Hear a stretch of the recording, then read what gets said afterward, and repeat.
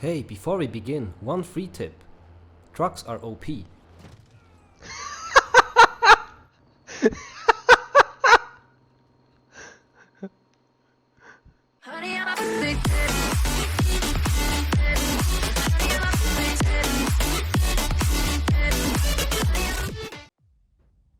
Hey and welcome everyone to a new video. My name is Capunator and it is a pleasure to talk to you today. So today I will give you my 10 best tips and tricks for become better in Warzone. And if you don't want to miss some future content, don't forget to subscribe. It's free for everyone. Before we start, please let me ask you a favor. Since COVID-19 is growing so fast, please stay at home and help your country to get not infected completely. I know sometimes it is annoying at home, but it is not asked too much. I hope you will all stay healthy and take care of you.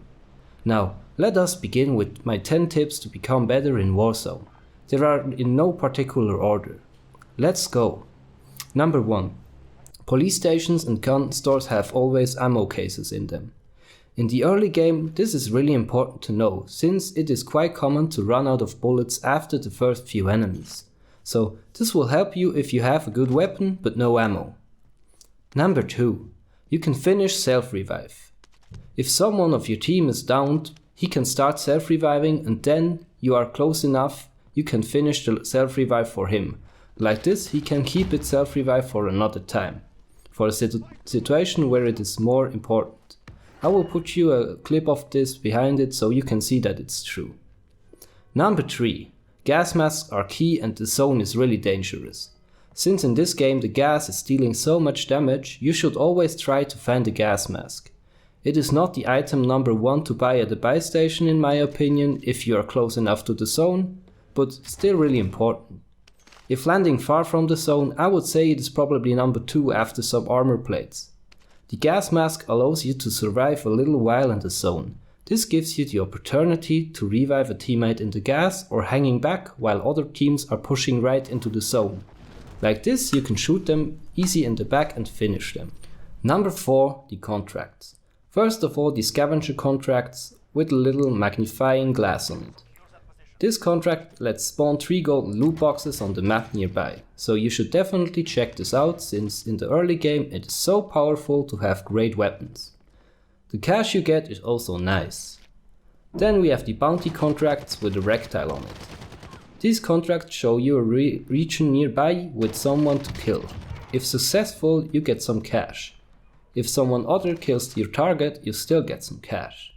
This helps a lot in the early game to gain cash, but also later in the game it is useful, because like this you always know the location of some enemies near you. And finally the recon contracts. These are little flags. This contract gives you a point on the map to capture. If you capture it, you will get some loot at the next location of the zone. The best part of it, you can stack them, so if you do 3 or 4 of them, you can exactly know where the zone will end. But pay attention, while holding down the point, a yellow flare appears above you. Other enemies might come to get you down. This flare also appears but in red if someone is revived by a buy station. Pay attention to that. Number 5. Cash. Use it instead of collecting all of it. There is no reason to stacking all the cash in your pocket. Use it or share it with your teammates to get one of the following items. First of all, the armor plates. The armor plates are one of the most important items in this battle royale, and if you don't have already a stack of 3 or more, get yourself some extra reserve. Then number 2, some UAVs. I really recommend you to share your cash with your teammates, like this all of you are able to get an UAV. And if all of you have a UAV and you activate them at the same time, you get an advanced UAV. And with an advanced UAV you even can recognize players who are playing Ghost, but you can't see the direction, just a point. And also if you don't need the advanced UAV, it is always good to have some information on the radar. Number 3 is the gas mask, so if you are far from the zone, the gas mask is one of the most useful equipments for you. So try to buy one as soon as possible if you are far from the ring. And finally, loadout drops. The loadout drop is one of the key elements to get a nice weapon early in the game. So if you are trying to get for high kill round, buy one as soon as possible in the game. And finally, buy some other streaks, like the Precision Airstrike. He is so powerful against rooftop campers, so don't hesitate to buy it. Number 6. Loadout drops you can use multiple times. When buying a loadout drop, don't forget that you can use it twice. First to get the 2 primary weapons out of it with the help of overkill, then you can choose a second loadout with some better perks like Ghost and Cold Blooded. Like this you have the 2 primaries you want and the best perks at the same time. Number 7. Lethal and tactical equipment.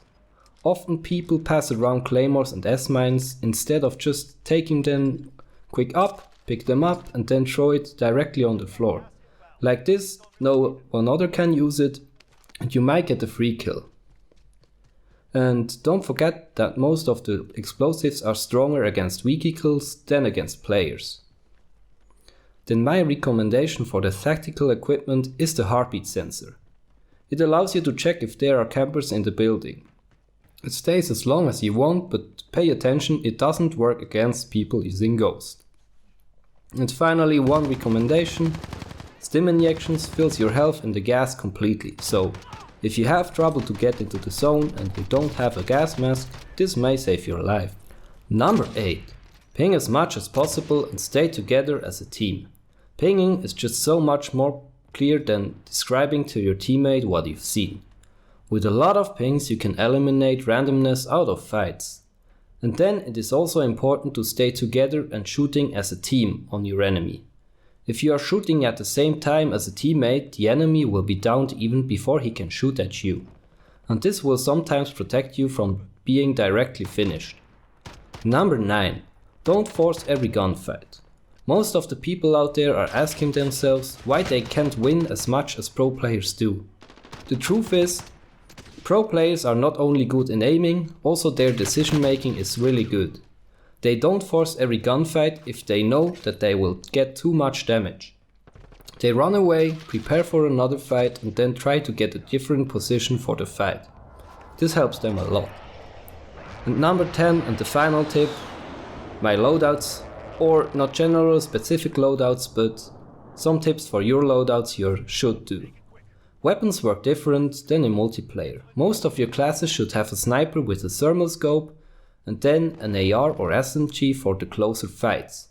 And don't forget to put a monolithic suppressor on every weapon. It helps with damage range and you will stay off radar. If possible, put fully loaded in your class. Like this you will never run out of bullets. And finally, the perks. Before choosing the standard perks you use always in multiplayer, take 5 minutes to read the perk's description and you may change your mind. For example, the Kill Chain perk will let you find kill streaks in loot boxes more often. Or Tune Up will let you revive faster. This can be pretty handy. So, I hope these tips will help you to get some more wins in Warzone. If there are other tips you know, put them in the comments. And if you don't want to miss future Call of Duty videos, don't forget to subscribe. It's free for everyone. I hope to see you back soon for another video. My name is Capunator and it was a pleasure to talk to you today. Ciao.